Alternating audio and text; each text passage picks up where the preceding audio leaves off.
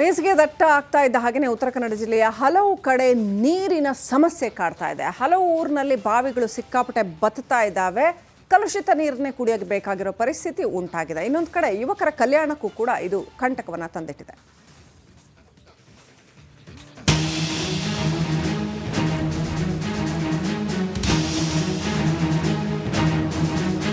ಒಂದು ಕಡೆ ತಳೆ ಕಾಣುತ್ತಿರುವ ಬಾವಿಗಳು, ಇನ್ನೊಂದೆಡೆ ಹನಿ ಹನಿ ನೀರನ್ನ ಸಂಗ್ರಹಿಸುತ್ತಿರುವ ಮಹಿಳೆಯರು, ಮತ್ತೊಂದೆಡೆ ನೀರಿಗಾಗಿ ಬೋರ್ವೆಲ್ ಹತ್ತಿರ ಗುಂಪುಗಟ್ಟಿ ನಿಂತಿರುವ ನಾರಿಯರು.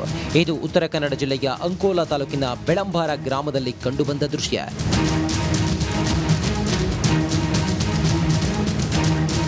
ಉತ್ತರ ಕನ್ನಡ ಜಿಲ್ಲೆಯ ಗ್ರಾಮೀಣ ಭಾಗದಲ್ಲಿ ನೀರಿನ ಅಭಾವ ಉಂಟಾಗಿದೆ.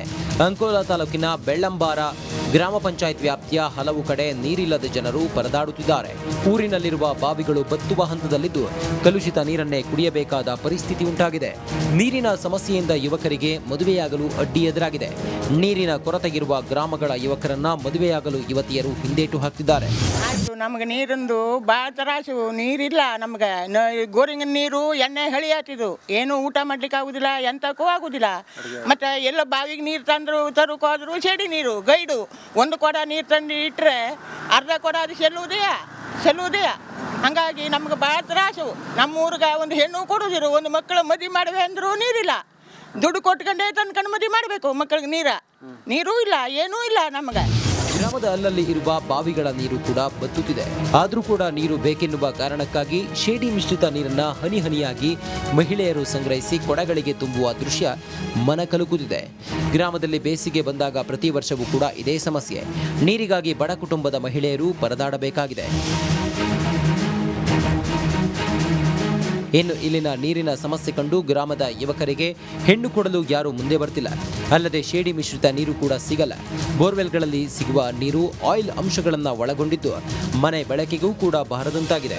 ಹೀಗಾಗಿ ಸಂಬಂಧಪಟ್ಟವರು ನೀರು ಪೂರೈಸುವ ಕ್ರಮ ಕೈಗೊಳ್ಳಬೇಕೆಂದು ಜನತೆ ಮನವಿ ಮಾಡಿದ್ದಾರೆ. ಬೆಳಂಬಾರ ಗ್ರಾಮ ಪಂಚಾಯತ್ ವ್ಯಾಪ್ತಿಯಲ್ಲಿ ಪ್ರತಿ ವರ್ಷವೂ ಕೂಡ ನೀರಿಗೆ ಬರಗಾಲ ಇದ್ದದೆ. ನಮಗೆ ಜನವರಿಯಿಂದ ನೀರಿನ ಬರಗಾಲ ಸ್ಟಾರ್ಟ್ ಆಗ್ತದೆ. ಪ್ರತಿ ವರ್ಷ ಏನಾಗ್ತಿತ್ತಂದರೆ ಹೇಗಾದರೂ ಮ್ಯಾನೇಜ್ ಮಾಡಿ ಮಾರ್ಚ್ವರೆಗೂ ನಾವು ದಿನವನ್ನು ಕಳೀತಿದ್ವಿ. ಈ ಸಲ ಮಳೆ ಮೊದಲೇ ಸ್ಥಗಿತ ಆಗಿರೋದ್ರಿಂದ ನೀರಿನ ಅಭಾವ ಇನ್ನೂ ಜಾಸ್ತಿ ಆಗದೆ. ಹಾಗಾಗಿ ನಮಗೆ ಈ ಮುಂದಿನ ವಾರದಿಂದ ನೀರಿನ ಅವಶ್ಯಕತೆ ಬಹಳ ಇದೆ.